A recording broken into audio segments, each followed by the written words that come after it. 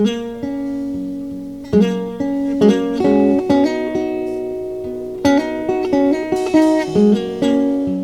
18 hook here. The thread we're going to be using is just a sheer 14/0 and a done.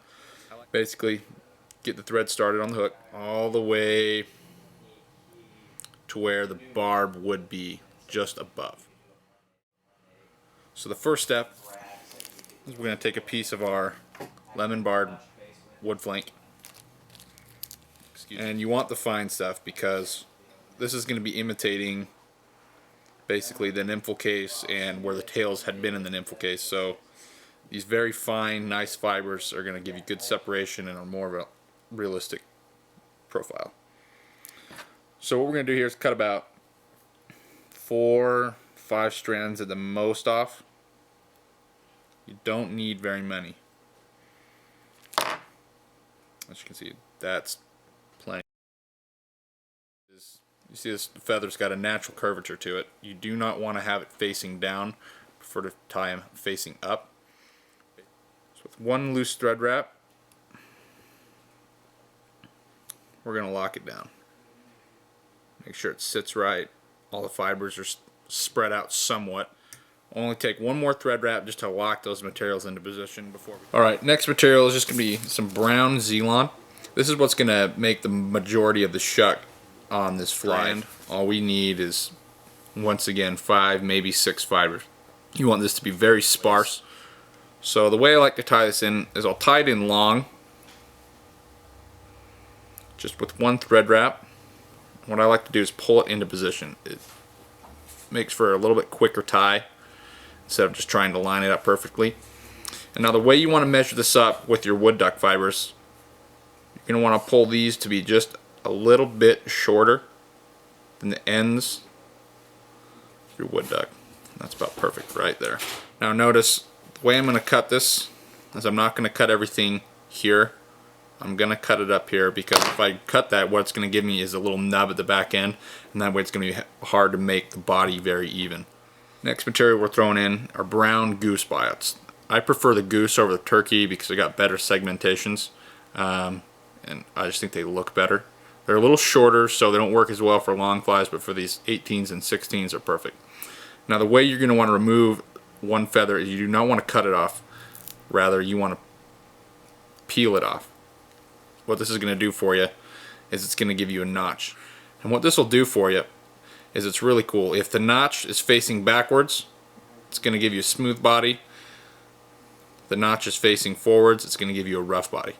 That's why I like to tie this in. And for this fly, we're going to have it facing forward because we want it to be rough. So the way we're going to tie this in is just by the very tip. And you're going to want to take one thread wrap underneath that, locking it into position.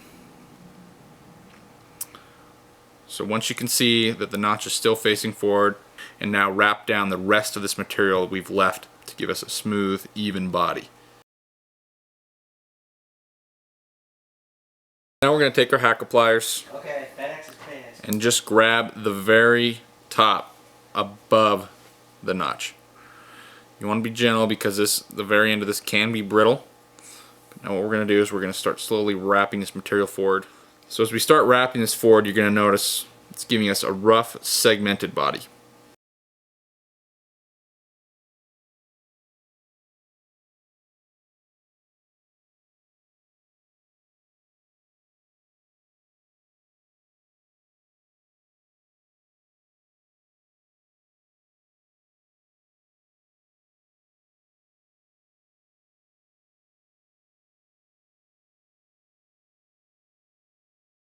So now we can take our super fine dubbing and go ahead and start applying it. That's key to get this spun on to the thread very evenly. Now we can go ahead and start spinning it on.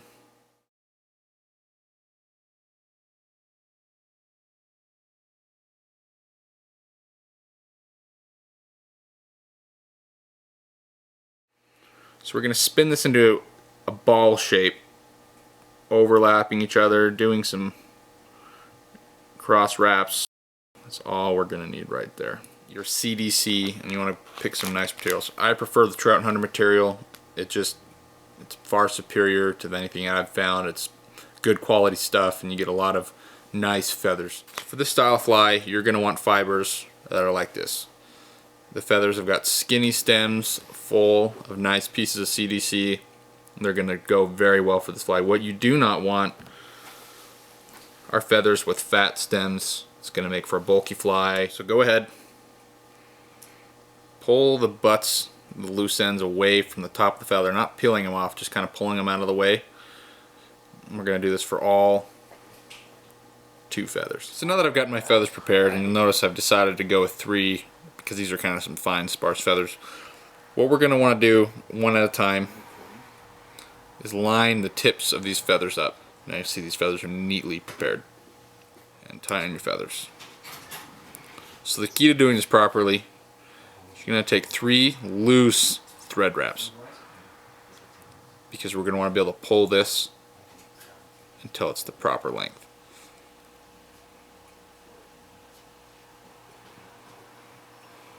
We can go ahead and tightly tie these down now.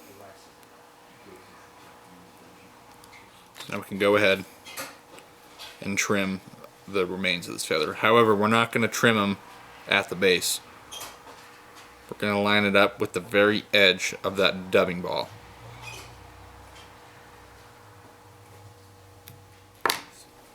So now we're going to take our hackle, which I've already selected. It's just a gray hackle.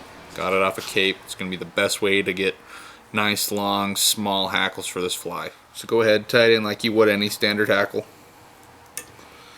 leaving just a little bit of a gap so you can start to make your first half turn smoothly. Tie that down. So we can go ahead, trim the butt of the stem off.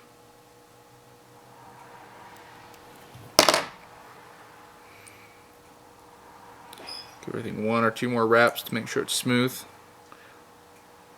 Pull the wing out of the way, and 2 wraps just above the eye, so that way we can keep the thread from falling off the hook. 3, maybe 4 at the most. Hackle turns, got it straight. So go ahead. I don't need hackle pliers for this step just because this is a long hackle. 1 turn, 2. See how you look at 3. If you can fit 1 more in there. I tend to.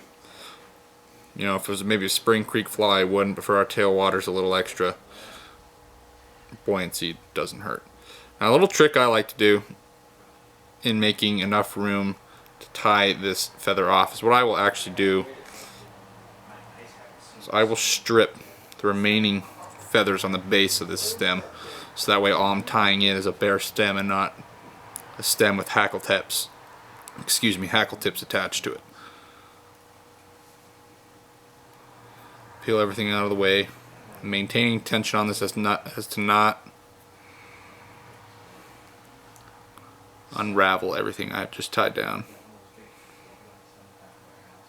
So now you can see it's just a bare stem. So go ahead, we're going to tie this bad boy down now. Be careful not to overcrowd the eye. So 1 wrap, 2. So what I like to do is I'm actually going to angle the hook a little bit. This makes it much easier for the tie down. The thread's going to have the tendency to go back onto the hook rather than fall off. So we can go right ahead.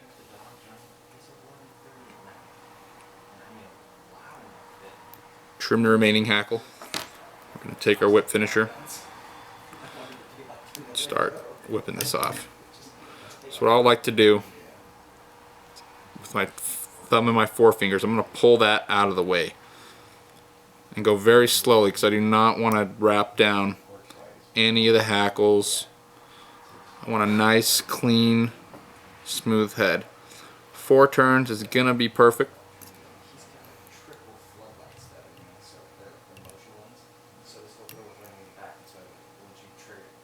Down.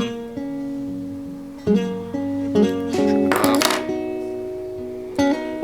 So there you have it, just a basic Last Chance Cripple.